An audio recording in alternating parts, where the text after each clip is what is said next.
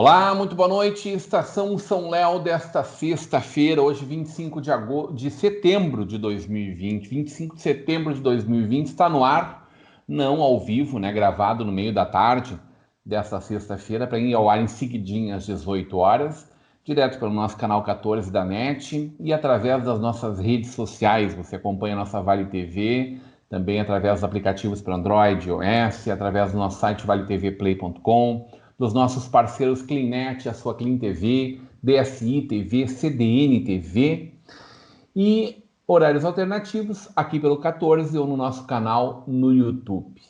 Comentários através do nosso WhatsApp, 99750 1414. Horários alternativos aqui no nosso canal 14 da NET ou lá no YouTube, com a nossa bancada aqui habituê, das terças e sextas, Bado Jacob, direto do Visão do Vale, e André Rota, direto da SK Idiomas e da República das Cervejas. Conosco hoje, convidado muito especial, candidato a prefeito de São Leopoldo pelo PSOL, professor Célio Julian Barroso Trindade.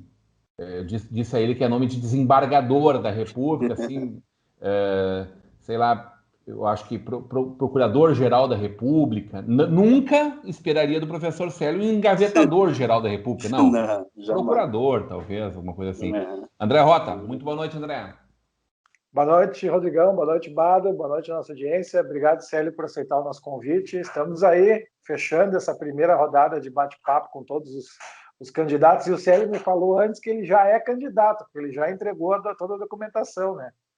Então, vamos ver agora o que o Célio nos traz e poderemos todos agora avaliar o que são as melhores propostas para a cidade. Boa noite. Não só é candidato, como a partir de domingo já está podendo fazer bandeiraço por aí. Tá tudo certo, tá liberado, propaganda e pedindo voto. Vado Jacob, boa noite, Vado. Boa noite, Rodrigo. Boa noite, André. Boa noite, professor Célio. Boa noite, principalmente, a grande audiência aí da Vale TV, que tem esse programa Estação São Léo tão solicitado e já tão prestigiado, que vai com certeza pautar aí as eleições leopoldenses, né? Viu, Rodrigo? Vai ser uma loucura a participação aí dos protagonistas aí. Pado, falando em audiência, que audiência terça-feira, hein? Loucura, né? Puxa vida, olha, impressionante.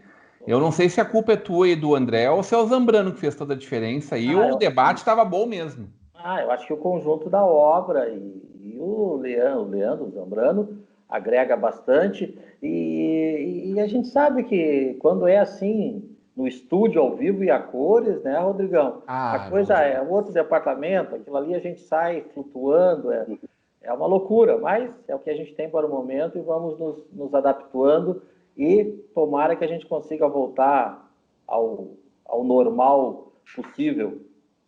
O Bado está falando, professor Célio, do trabalho que a Vale TV vai fazer junto com Visão do Vale, cobrindo as cidades da nossa abrangência, né? Novo Hamburgo, Campo Bom, Sapiranga, Estância Velha e muito especialmente a nossa querida São Leopoldo, para que a gente possa dar voz à nossa comunidade, aos nossos agentes políticos, né? Para que a gente possa fazer um bom debate lato sensu, também com os debates entre os candidatos a prefeito e vice, ouvindo individualmente também em programas específicos, mas podendo fazer uma grande fala sobre aquilo que nós queremos para a cidade, que nós queremos para nós, para as pessoas que nós amamos, né? Para que a gente possa ter uma vida cada vez melhor. Seja muito bem-vindo, professor Célio, desde já, seja muito bem-vindo à nossa Vale TV. Muito obrigado, eu agradeço muito o convite de vocês, né?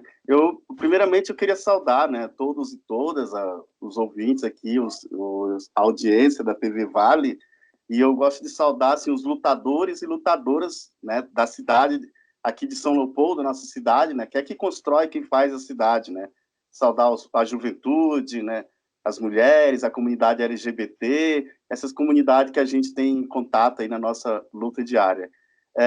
Agradecer vocês pelo convite, o André, que entrou em contato comigo, e dizer assim, que somente agora, nesse tempo que a gente está discutindo muito a importância da democracia, né, os meios de comunicação são muito importantes, né, as rádios, TV, e aqui no Vale, né, é um papel muito importante, assim, que a gente tenha uma TV, né, que é a TV Vale, que cumpre esse papel de informar, né?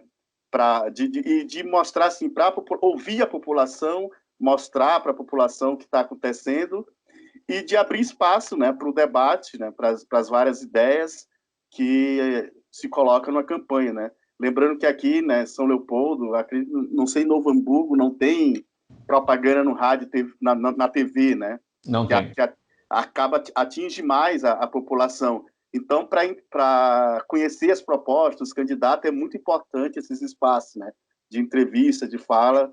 E eu agradeço muito, né? Eu estava falando antes que a nossa candidatura é uma candidatura pequena. Eu sempre falo assim, é pequena na estrutura de partido. Nós somos um partido ainda pequena, mas ela é grande nos sonhos que tem. Eu gosto de filosofar, né? Porque o pessoal tem toda uma visão de mundo que ele defende, que ele abraça com coerência, mas a gente ainda é estruturalmente pequeno, e é muito importante a gente ter esses espaços, né? E aqui, pelo menos no Vale, a gente tem encontrado muito espaço para falar um pouco do nosso trabalho, né? Esse espaço é nosso, professor. Nossa vocação é refletir sempre o que é a nossa comunidade, tá? Então, use sempre os microfones, as câmeras da nossa Vale TV para conversar com os nossos telespectadores e internautas. Que bandeiras vem fincar o PSOL e a tua candidatura na cidade de São Leopoldo, professor, nessa eleição 2020? Começar falando um pouco assim, da minha trajetória na política, porque isso tem a ver muito com o que eu acredito e com as bandeiras que a gente vai defender, né? A minha militância assim, na política, a política não é só a política partidária nem só as eleições, né? Primeira vez que eu me candidatei a qualquer cargo eletivo foi na eleição passada, em 2016, a prefeito, então essa é a segunda vez que eu sou candidato, né? Mas antes, lá com 13 anos, eu comecei a militar no que o pessoal que é ligado à igreja conhece, que é as comunidades eclesiais de base, a Teologia e Libertação, para quem os nomes mais conhecidos, Leonardo Boff, Frei Beto, dessa turma, e nas pastorais sociais, pastoral da juventude, foi ali que eu comecei minha militância, e daí para os movimentos sociais, né? Movimento de bairros, movimento de moradores, né? E sempre em contato com a diversa pauta da juventude, da comunidade LGBT, dos negros, né? E essa é um pouco da minha história. Depois eu fui para o movimento estudantil, militei em bom tempo no movimento estudantil, e agora eu milito no movimento sindical, né, dos professores, aqui o professor CEPES, eu sou professor da rede estadual, e é um pouco essa é a minha história, né? E o pessoal, hoje eu estou no pessoal justamente porque o pessoal, ele faz essa confluência entre aquilo que eu acredito como pessoa, né, meus ideais de vida, com aquilo que a gente vai trazer para dentro da política.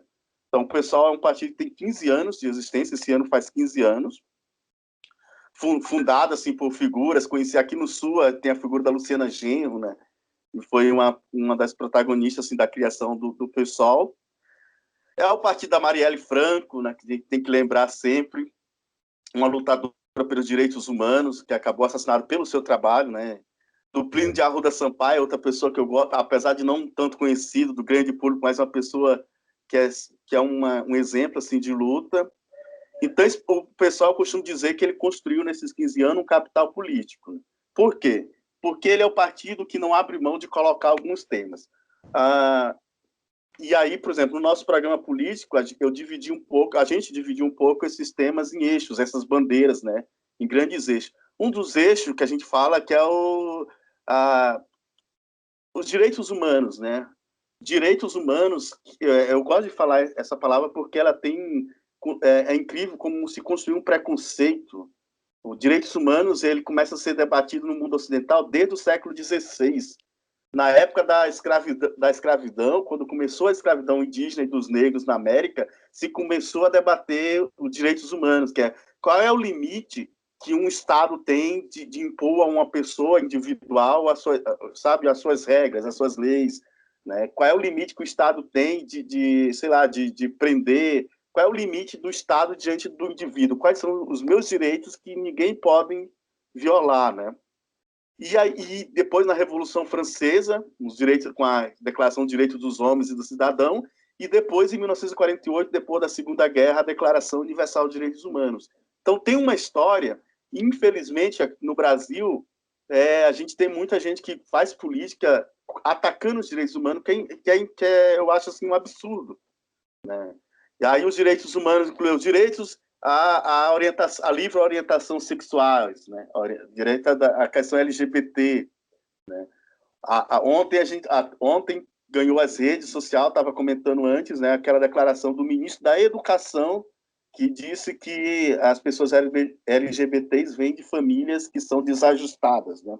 E eu conheço várias pessoas que são gays, lésbicas, enfim, conheço suas famílias e eu vejo que não é verdade, né? Direito dos negros e negras, infelizmente eu sou negro, então assim, o racismo é uma coisa que a gente luta para combater. Direito das mulheres, coisa assim, por exemplo, as mulheres, para desenvolver a mesma função, ganham menos do que o homem, né? A gente tem estudos que mostram isso, sem encontrar a violência. Isso é uma bandeira, assim, que faz parte desse histórico do PSOL, né? Outra bandeira é a defesa dos trabalhadores, né? Os direitos dos trabalhadores.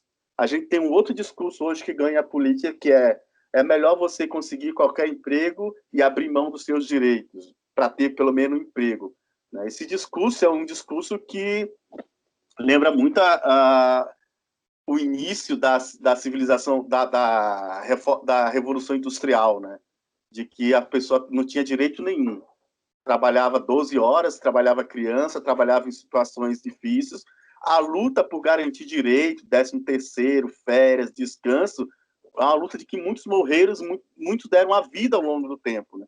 E agora, sempre quando se gera uma crise econômica, a primeira coisa que ataca é o direito dos trabalhadores, porque o problema, e dizer assim, não é o direito dos trabalhadores que atrapalha o desenvolvimento de um país, pelo contrário, né? Esses direitos aqui condicionam a gente garantir uma vida melhor, né? E a outra bandeira não existe a construção de uma sociedade justa, igualitária, não existe o desenvolvimento de uma cidade, de um país, sem a participação de um Estado democrático, né? O Estado, de que forma esse Estado vai contribuir, a gente pode discutir, né? Até que ponto o Estado tem que intervir, a gente pode discutir, mas não dá para entrar também num discurso de que o Estado não deve se meter em nada, né? Um Estado mínimo. Isso também, para nós, é um discurso que não vale e é um discurso que a gente combate, né? Então, para a gente ficar assim, nesses eixos, né? Um Estado, uma política democrática que garanta o bem comum das pessoas e não o lucro, que a gente tem um Estado a serviço do lucro ou o Estado a serviço do bem comum. A gente defende a bandeira de que o Estado, né? E aí pensar as políticas públicas, né? Saúde, educação, geração de emprego para o bem comum. A defesa dos direitos humanos, né? E a defesa dos trabalhadores, né? Essas bandeiras, elas dão a baliza assim, para a gente, para a nossa ação, né? E como eu disse, isso faz parte da própria história do pessoal nesses 15 anos, nessas defesas. Professor, primeiro saudar aí a sua coragem e o pessoal de não ter medo de eleição. Eu sempre digo que na política, partido que tem medo de eleição não pode ser partido, né? Sim. Então tem que disputar sempre. E tem muitos partidos que existem, mas não disputam eleição. E assim, você faz uma abordagem bem interessante dentro E eu não sei se foi por esquecimento ou ela está afastada. Assim, eu lembro que uma das fundadoras do PSOL foi a senadora Heloísa Helena, né? Sim. Mas assim, dentro do que o senhor falou, assim, o bem-estar, tá, e o lucro. Pode existir dentro desse conceito de sociedade, de contrato social que a gente vive e convive, pode existir o bem-estar sem o lucro?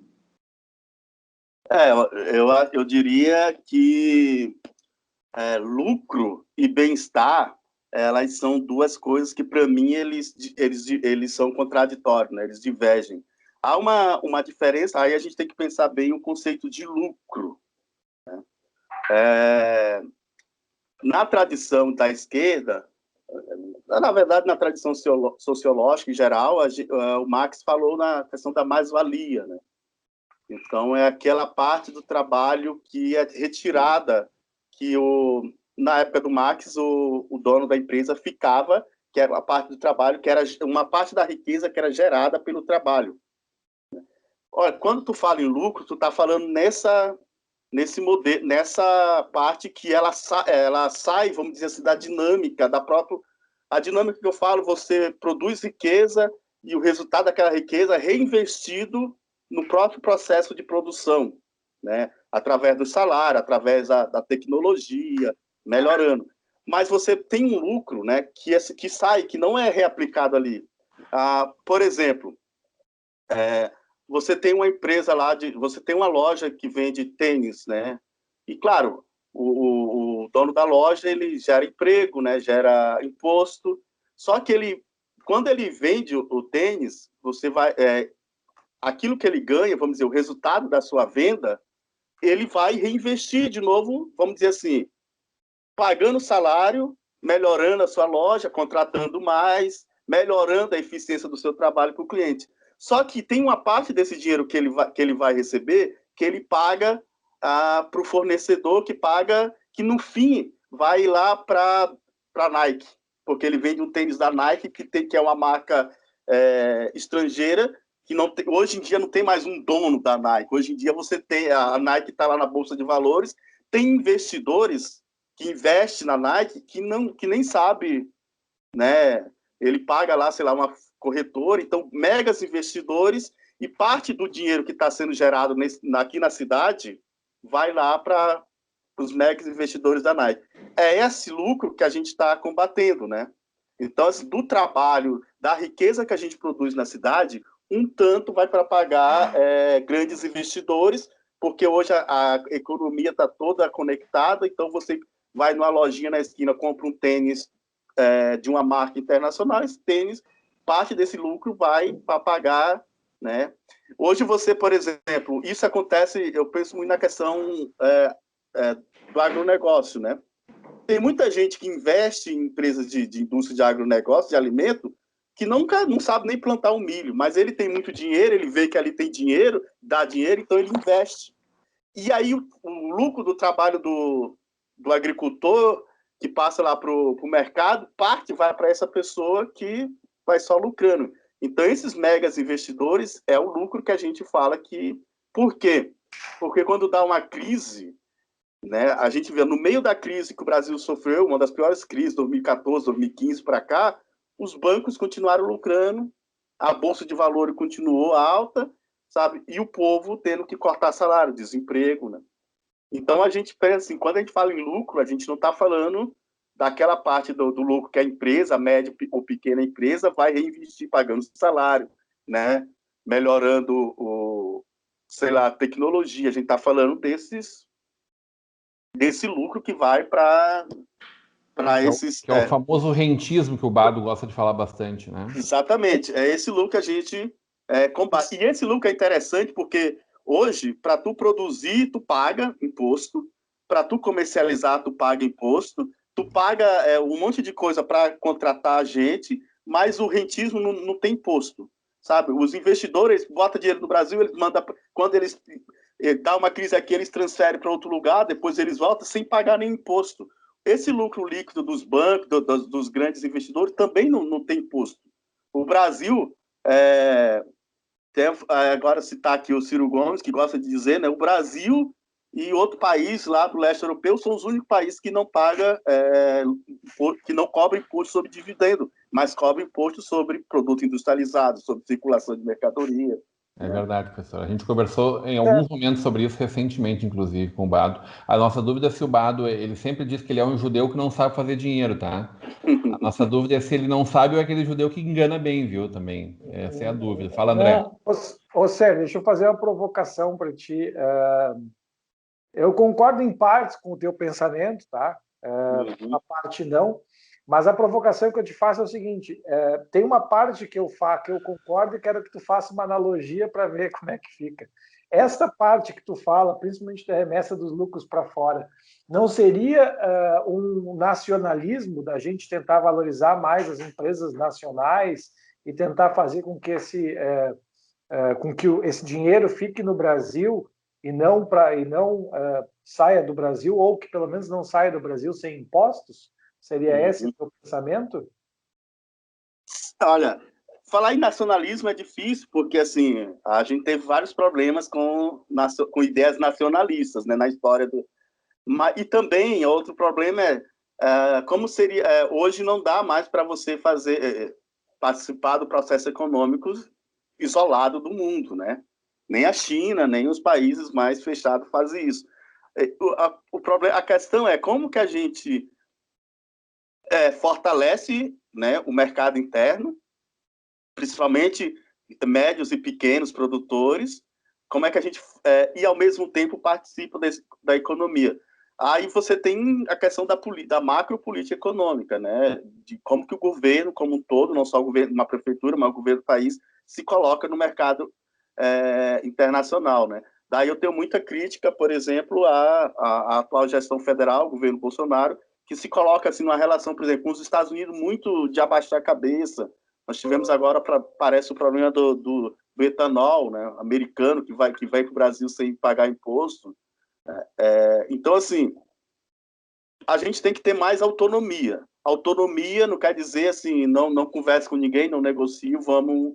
Mas autonomia quer dizer justamente você negociar com as outras nações de igual para igual. Mas, para isso, você tem que controlar, né? Aí, por exemplo, o imposto, né? Imposto de grandes fortunas, imposto de circulação de moeda, né? Isso sim, né? E, ao mesmo tempo, você fortalecer a indústria. Nós temos, por exemplo, um agronegócio que é muito forte, né? E negocia de igual a igual para o mundo, mas é preciso desenvolver também tecnologia, né? Para a gente poder ser mais autônomo, né?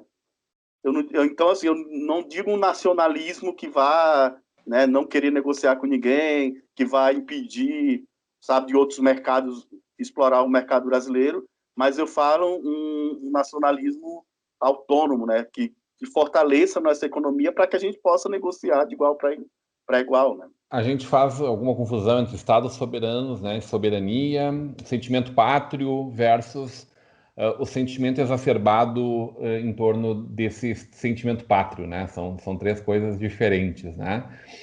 Professor, você falou ali de diálogo, né? De capacidade de diálogo. Eu falava, antes de nós entrarmos no ar, da minha admiração por queridos amigos meus que são entrincheirados aqui no PSOL em Novo Hamburgo, ou que já militaram nas suas trincheiras. Respeito demais o nome do deputado Freixo, né? Acho que é um grande quadro do PSOL, talvez seja muito da sintaxe mais recente do PSOL, por toda a sua luta, por ter que andar escoltado 24 horas, né? Vide Marielle, que não teve essa possibilidade e acabou sendo assassinada, né? E Chico Alencar, um grande nome. Acho que a Luísa Helena Bado, recentemente eu vi uma live dela ainda junto com outros políticos. Foi uma live bem plural, viu? Ela fazendo a sua defesa. Não me lembro se não era o Ciro Gomes, inclusive, que estava junto com ela. Mas vejo ela, não sei como ela está nativa da política partidária, né? Mas vi ela muito ativa politicamente. Mas o PSOL nasceu como um partido sectário, né? Ele nasceu de uma ruptura, querendo dar uma guinada ainda mais à esquerda, no momento em que o PT começava a se ver coisas no PT, e aí aqui no Sul fica muito forte essa briga por conta do Tarso Genro como um dos principais nomes, né? E pré-candidato a governador naquele momento, e a sua filha, que foi uma das que levantou, né, essa discussão, e disse que não tinha conversa de política em casa no fim de semana, né? Que inclusive passaram alguns fins de semana sem comer junto no fim de semana. Eu acho que nem durante a semana, Rodrigo. Pois acho que foi um bom período ali onde a família ficou assim, sem marcar janta e almoço, né, Bado? Como é que está essa capacidade de diálogo? Te ouvindo falar, me parece um diálogo diferente daquele que nasceu lá atrás, 15 anos atrás. O sol está amadurecendo, professor?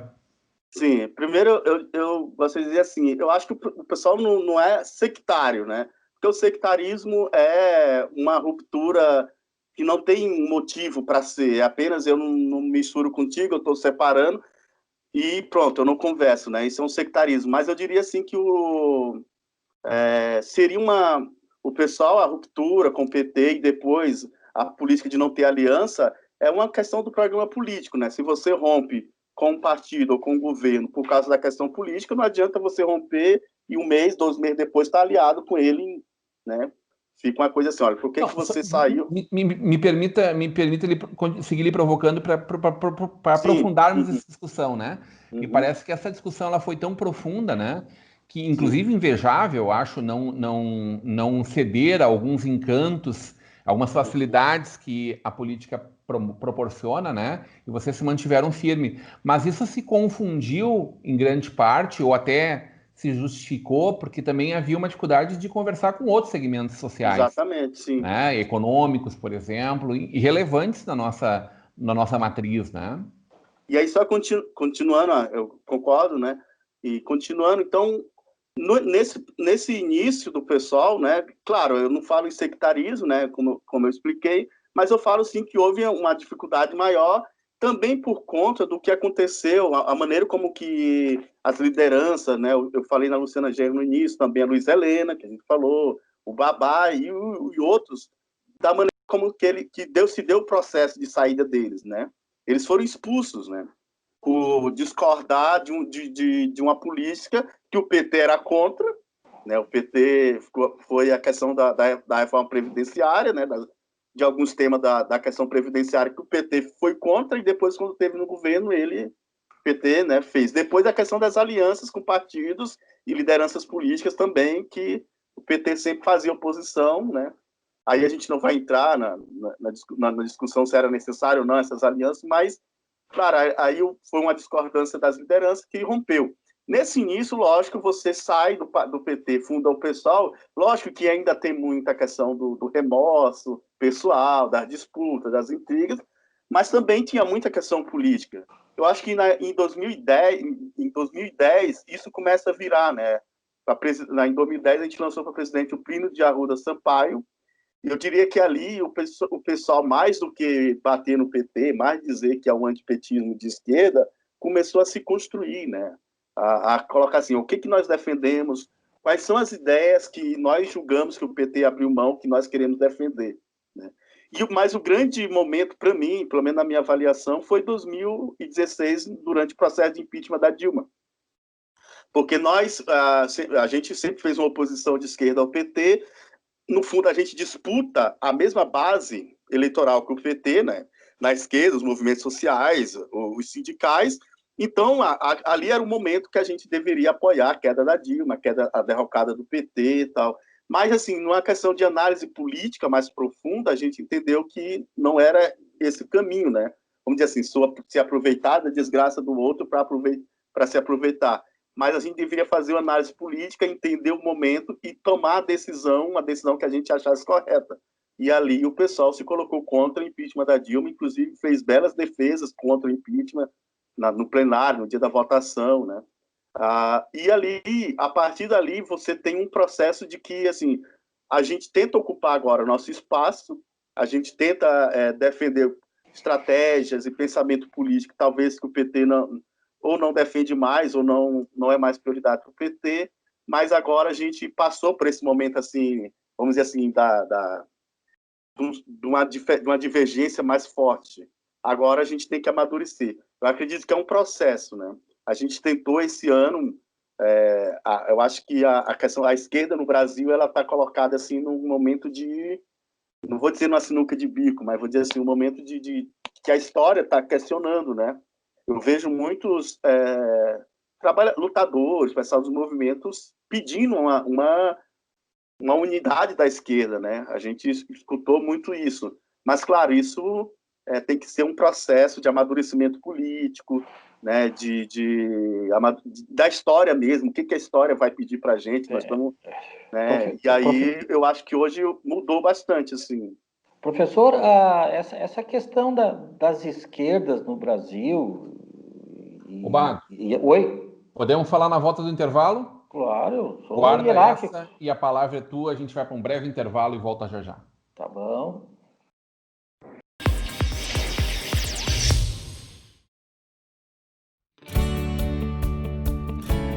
A Scala é uma empresa que presta serviços de venda de suprimentos, venda de equipamentos para escritório, a manutenção e o serviço de locação de equipamentos. O nosso diferencial é, toda vez que tiver necessidade de recolher o equipamento, nós emprestamos um sem custo e nós não cobramos o orçamento.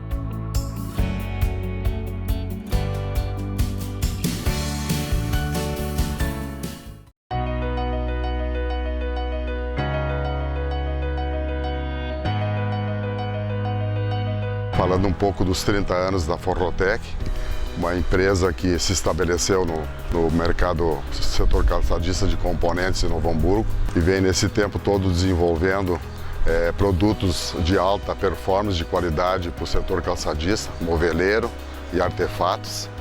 Claro que isso tudo devemos às parcerias, à fidelidade, ao nosso trabalho, não só dos nossos clientes, como os nossos companheiros, nossos parceiros, nossos funcionários que hoje estão com a Forrotec. Então, vai aqui o meu agradecimento dos 30 anos. É uma luta constante e que seguimos nesse caminho, nesse projeto que a gente levantou nesses anos todos aí.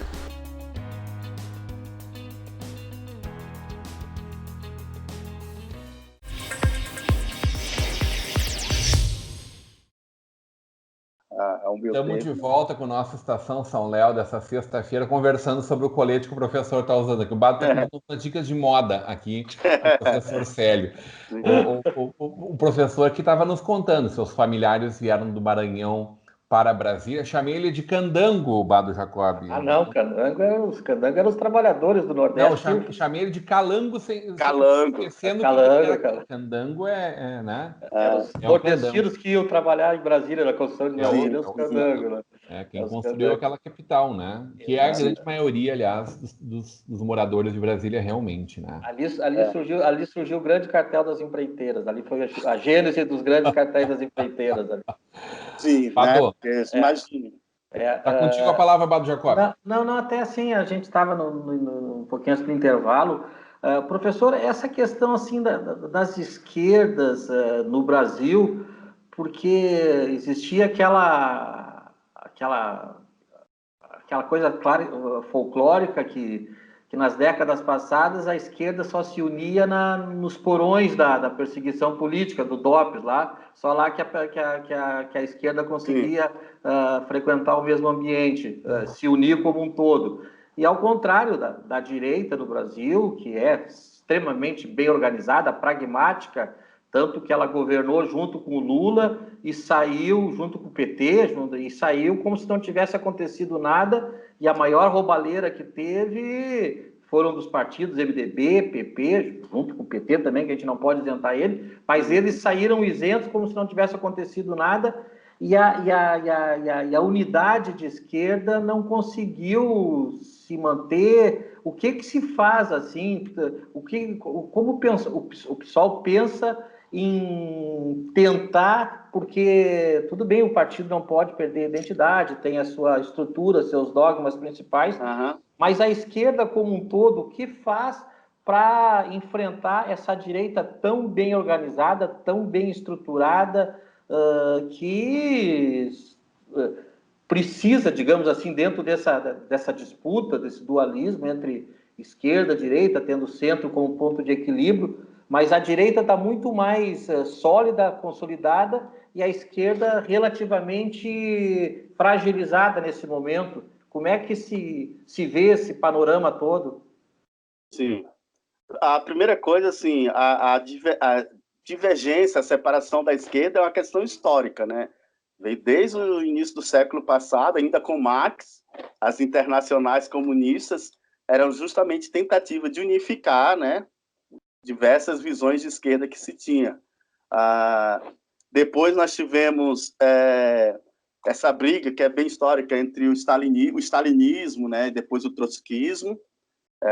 São visões marxistas diferentes, e a partir daí você teve várias frações da esquerda, né? E historicamente, assim, é difícil você manter um diálogo de unidade, assim, por causa dessas leituras de mundo, né? E quando tu faz política pensando numa leitura de mundo baseado nas suas ideias, no que você acredita, né, no seu humanismo, é muito mais difícil você abrir mão.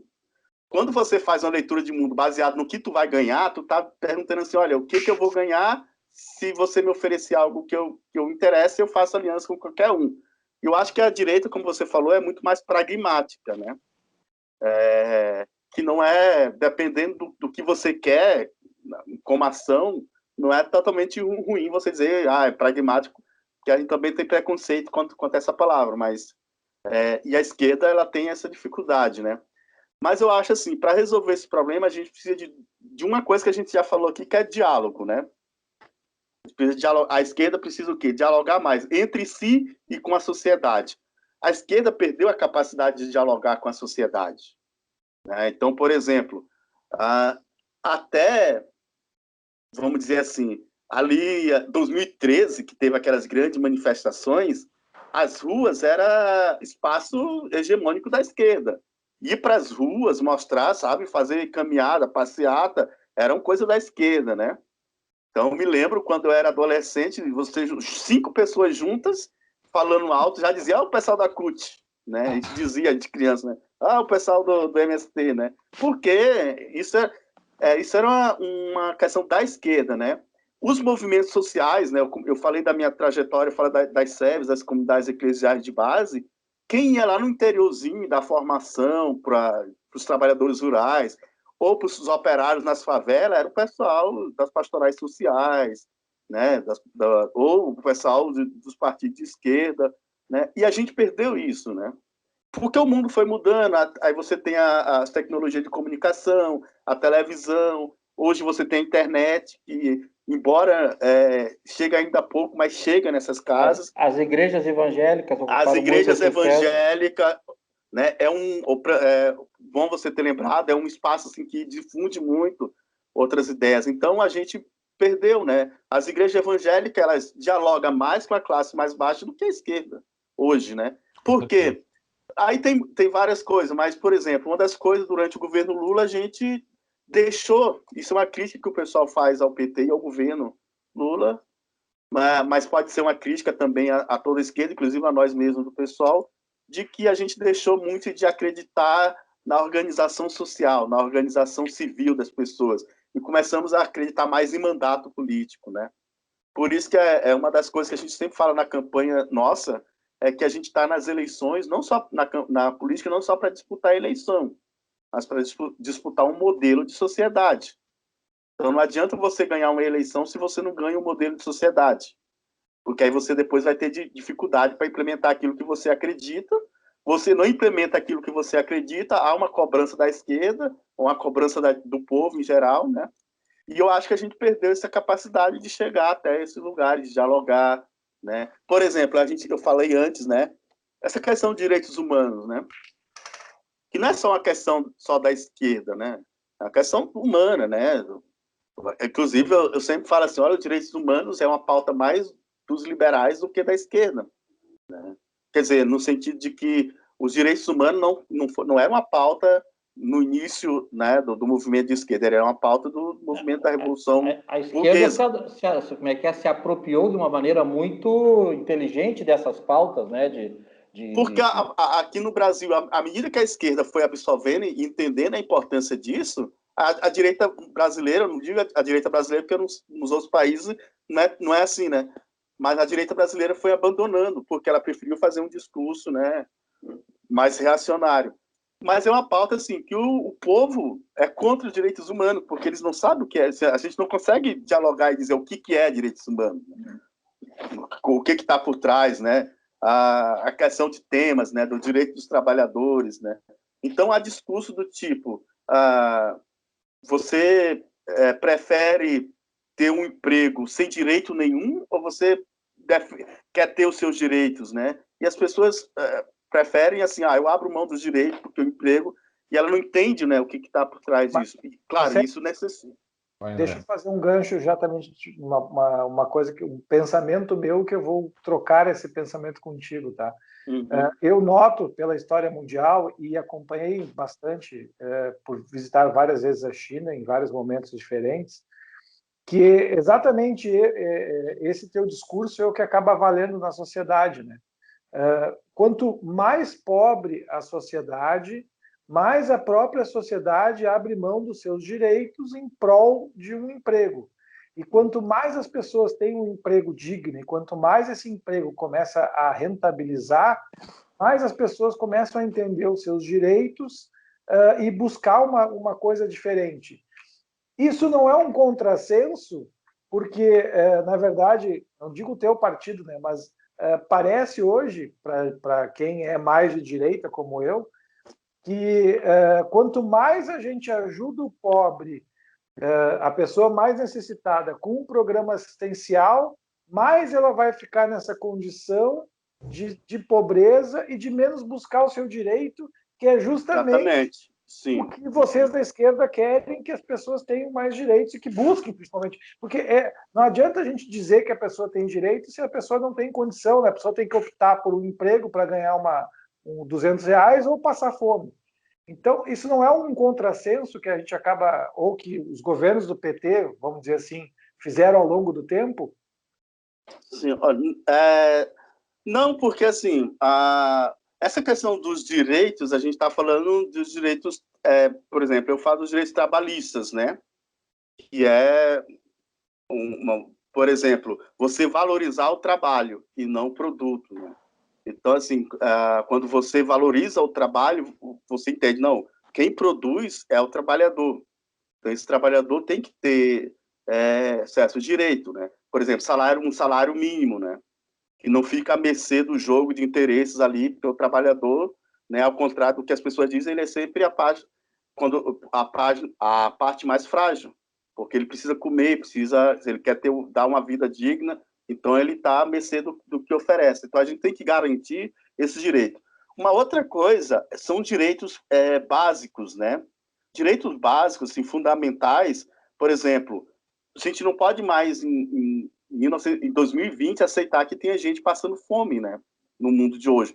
Então, assim, é claro que se você tem nós temos uma situação grande, inclusive eu tenho visto assim no noticiário, nos jornais, de que o IBGE tem notado um aumento na volta da fome, né, no Brasil. Então, claro que nessas situações tu precisa que o Estado vá ali, né? Então é isso que eu falo assim, a pessoa tem um direito de não passar fome, o Estado tem que agir ali. Mas lógico que essa ação básica do Estado de garantir de garantir alimento, de garantir o mínimo, ela tem que ser acompanhada de outras políticas que favoreçam, claro, a emancipação do trabalhador, que é uma crítica que também a gente faz ao governo. A gente tem como governo de esquerda no Brasil, vamos dizer assim... Não, mas eu sou obrigado a te interromper. Tu acha que nós tivemos um governo de esquerda no Brasil? É isso que eu ia dizer, né? Pelo menos, vamos dizer assim, porque assim, a gente vai debater o que é a esquerda, vai dar muito debate, né? Mas vamos pegar assim, o PT, ele foi um partido construído da esquerda, militou. Se o governo foi de esquerda... Mas não governou como esquerda, né? Governou com exatamente. governou com mas aí foi uma opção dele, né, Bado? Exatamente. Eu não estou falando. Isso a gente, né? Eu também tenho essa visão que tu tem, mas aí a gente não vai entrar, né, assim, no debate, se governou com a esquerda. Mas agora que eles começaram a conversar de novo, Bado, daí tu quer bagunçar tudo. Cara.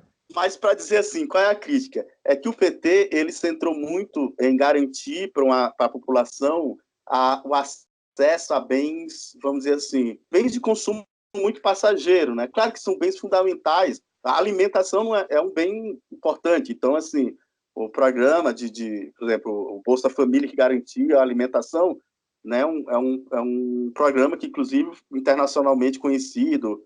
Mas, por exemplo, o PT fez uma política de crédito para o trabalhador que permitiu o trabalhador comprar geladeira, fogão, carro, melhorar a sua casa. Mas, por exemplo, ainda faltou muito política, por exemplo, de bens que são duradouros, que melhoram a qualidade de vida pública, não só do indivíduo. Por exemplo, saneamento básico, educação, saúde, né? Apesar de que alguém do PT pode dizer, olha o que nós fizemos, investimos, houve investimento sim, houve avanço, mas muito pouco, né? Então, por exemplo, o Brasil, 10%, claro, o pessoal do PT vai dizer, quando nós assumimos, se eu não me engano, era 2% do jovem em idade de universidade estava numa universidade. Nós deixamos com 10 ali, sei lá, um pouco Esse mais. número dobrou, Mas né? mesmo assim é muito pouco, né? Em 10 Então, anos. assim, educação é uma coisa que faltou, né? Assim, investir mais em educação, faltou investir mais nessas coisas que é um bem duradouro que emancipa o trabalhador, que não Professor, deixa o trabalhador sempre dependente. Porque é um problema, assim, se você for perguntar para mim, eu sou a favor desses programas sociais porque ainda existe gente que precisa bastante. Mas a gente não pode querer que daqui a 100 anos o Brasil esteja ainda pagando, sabe? Porque o que a gente espera é que no futuro não se precise mais de um Bolsa Família, porque o trabalhador vai ter as condições, né? Fala, André. Enquanto precisa, a gente precisa dar, mas a gente não pode ficar... Eu ia exatamente, apesar de eu não ser uma pessoa de esquerda, concordar em 100% com o pensamento do Sérgio. Falei que era melancia. É vermelho por dentro, Bado. É vermelho por dentro. É que assim, essa é a minha crença pessoal, né, mesmo sendo apartidário. E aí a gente traz esse exemplo para São Leopoldo, né? Independente se as administrações foram melhores ou piores, vamos pegar 2 números, né? São Leopoldo hoje ainda tem 17 mil pessoas ou famílias, eu vou acreditar que são pessoas até, tá? Mas que de qualquer maneira, né, tem uma família que dão aí pelo menos 10% da população que vive através de uma Bolsa Família. Então, e São Leopoldo, ao longo de, sei lá quantos anos, não investiu num hospital novo, na ampliação do Hospital Centenário. Então, se a gente fica só preocupado com essa distribuição de renda e não em gerar a renda, gerar emprego, a gente fica sempre nessa história que acaba sendo um dos maiores problemas de São Leopoldo e do Brasil, independente do partido, né?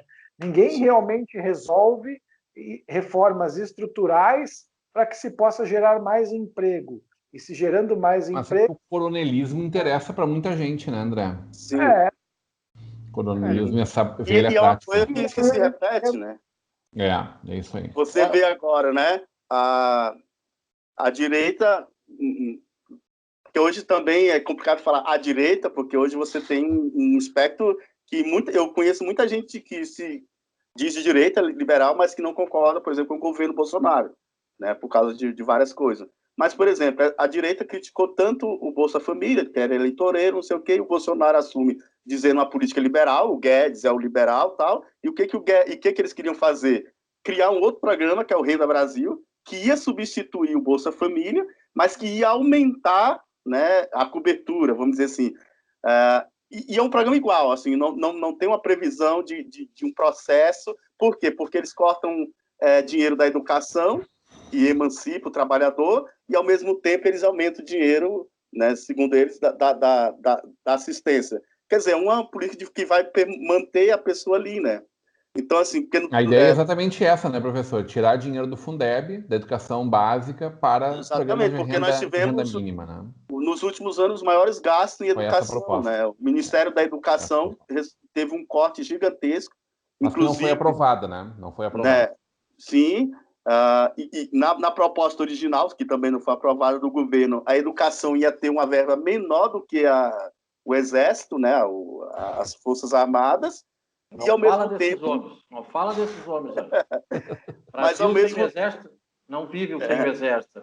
Gente, eu preciso trazer alguma questão local aqui, puxando vocês para isso. Eu acho que seria importante. O Bado acho que faz uma provocação. O Bado diz que eu sou o provocador, tá, Célio?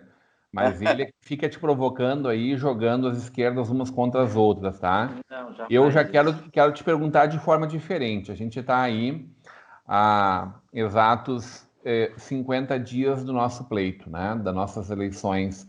No próximo domingo começa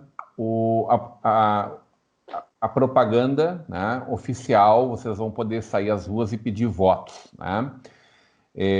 Falar das suas propostas, falar do seu plano de governo, falar das suas ideias para a cidade, pedir voto. São 4 chapas, candidaturas postas na cidade de São Leopoldo. com um viés ideológico muito bem definidos. A gente sabe que a questão do debate ideológico ela vai ser relativizada, porque, enfim, os problemas são muitos, né? E a discussão em torno dos problemas elas deverão prevalecer. Mas não vai faltar quem puxe, aliar a sua imagem à imagem do presidente, assim como quem faça questão de se afastar disso ou fazer de conta que nem tem presidente lá também. Como é que o PSOL vai se posicionar diante de tudo isso? O que o PSOL promete discutir nessa campanha, levar para São Leopoldo e, sobretudo, por que o PSOL não está mais próximo da administração municipal, quem sabe dentro da chapa de reeleição do prefeito Vanazzi? Tá, primeira coisa, o pessoal, lógico, né, por sua história, talvez por sua ideologia, ele é oposição ao governo federal, e a gente vai trazer muito esse debate para a gestão, porque a gente acredita que a gestão municipal, isso aí a gente discute se é uma coisa positiva ou negativa, ela depende muito de recursos federais e estaduais. Tanto os recursos, né, que são aqueles recursos como o Fundeb, o SUS, como projetos, né, que o governo vem fazer. E nós temos um problema que nós tivemos em 2016 a votação da PEC do teto de gastos, que é uma estratégia política que a gente contra de dizer, temos que evitar gasto público. Só que sempre quando se pensa em evitar gasto público, corta da educação, corta da saúde, corta de projeto de geração de renda, corta de projeto que é importante, né, corta de incentivo a micro e pequeno empreendedor. Então sempre corta-se daí. E a gente acredita que nenhum país, nenhuma sociedade moderna hoje, nenhuma economia hoje moderna, ela se desenvolveu sem a participação do Estado. Acho que a gente pode discutir a quantidade de Estado ou até onde o Estado pode ir, mas o Estado tem que participar. E quando você tem uma política que tira isso, você descobre, assim, deixa descoberto uma parcela importante da sociedade. Né? Na nossa cidade, a maioria das pessoas precisam do SUS, precisa da escola pública, precisa de programa de geração de renda, emprego, de incentivo aos microempreendedores individuais. Né? E se não tem isso, sabe, a cidade ela entra em colapso. Infelizmente, as nossas cidades dependem muito disso. E a gente acredita que a gente está num período difícil, né? Teve a questão da pandemia, a economia brasileira já vinha devagar se recuperando, assim, mas muito pouco, mas aí teve a pandemia e a gente até agora não teve, por parte do governo federal, um projeto assim, nacional, brasileiro, assim, de desenvolvimento. Para você ver, a gente estava até conversando antes. Uma das coisas que tem segurado a economia brasileira é o auxílio emergencial, que é uma coisa que o governo não propôs. Quem propôs foi a Câmara, o governo propôs depois R$200, a Câmara aprovou 600, e eles queriam dar uma parcela, a Câmara aprovou 3, eles queriam só dar 3, a Câmara aprovou mais 3, né, e agora eles conseguiram R$300. Então, assim, é um governo que vai, né, a reboque, indo, né, acaba dando certo a questão do auxílio emergencial, acabou dando certo, ajudando bastante, mas a gente vê que nasce de uma ideia, de um projeto do governo, nasce. Então, assim, isso é um tema que a gente, isso é um tema que a gente vai trazer muito. Dizer assim, olha, não adianta a gente fazer uma campanha prometendo, se depois não vai ter dinheiro, né? Ou se a gente não vai ter como cumprir. Então, a gente tem que trazer já o debate, né, de que a gente está numa situação, né, que vai ser difícil a própria... Pode ser difícil ou não, né? É uma coisa que, assim, por mais que a gente tenha instrumentos técnicos e econômicos de análise da sociedade, ninguém adivinha muito, né? Ninguém tem bola de cristal, né? Por que não deu liga com o prefeito Vanazzi? Daí, assim, a segunda coisa, né, questão da relação, então, com o prefeito Vanazzi. A gente tem aquilo que a gente discutiu antes, né, uma construção histórica do PSOL, e a gente entendeu que a relação PT e PSOL ainda não está bem amadurecida na questão do debate, do diálogo. Mas conversaram aqui em São Leopoldo. Conversamos, Sérgio, né? professor. Para além, assim, das ideias individuais que cada um tinha de um lado ou de outro, a gente tinha que pensar, né? Porque também a gente não pode fazer política com medo, né? Hoje as pessoas têm dois binômios que fazem a política brasileira, o ódio e o medo. Eu voto nesse porque eu tenho ódio daquele, ou eu vou votar nesse porque eu estou com medo daquele ganhar, né? E eu acho que isso é muito ruim, né?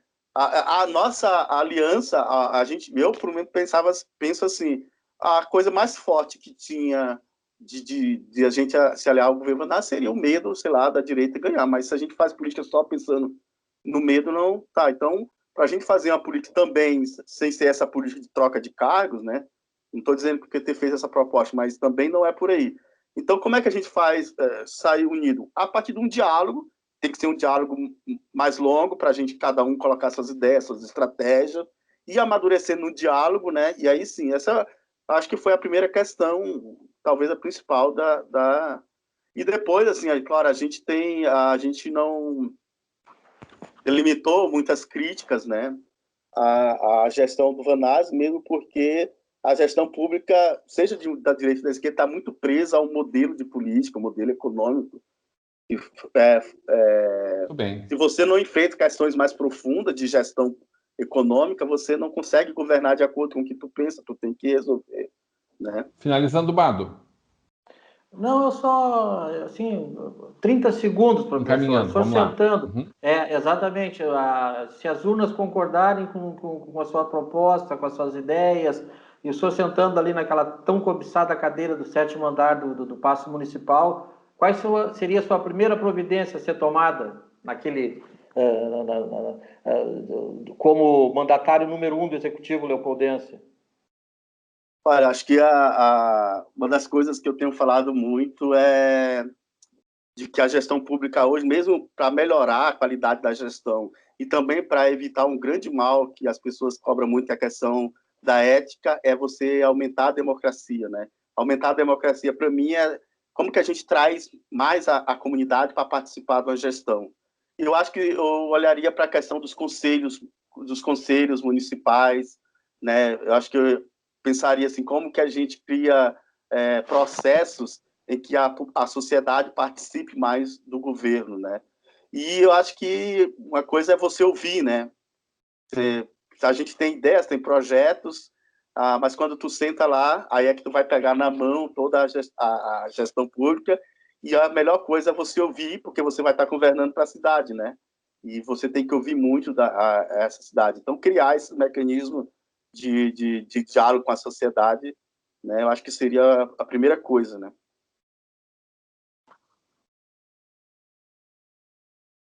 Muito bem.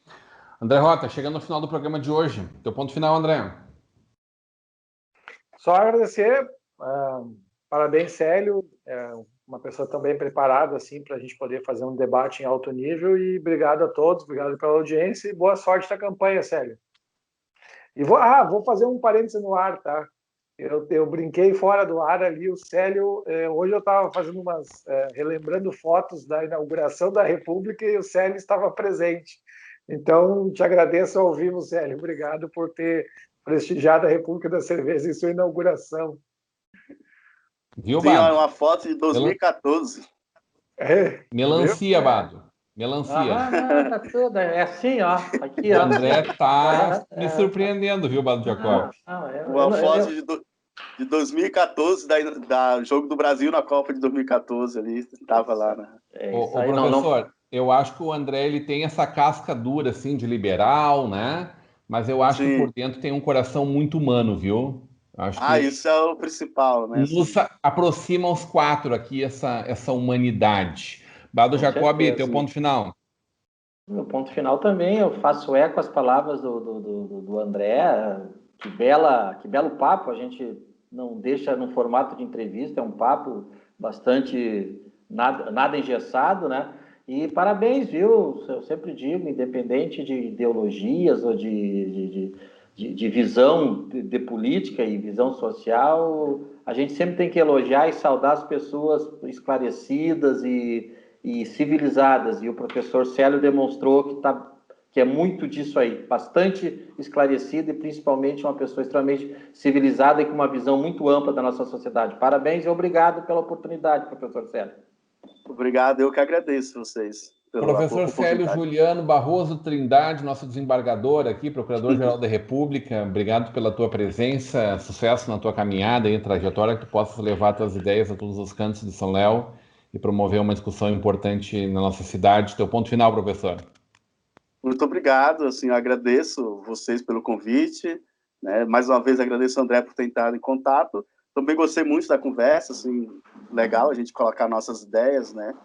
Na verdade, colocar o que a gente pensa, né? Mais do que está no papel, assim, mas o que a gente pensa mesmo, o que a gente é. Então, agradeço, né? E sempre estou disponível aí para, se precisar, a gente bater um papo aí sobre. Muito bem, agradecendo essa bancada dessa sexta-feira, desejando a todos um excelente fim de semana.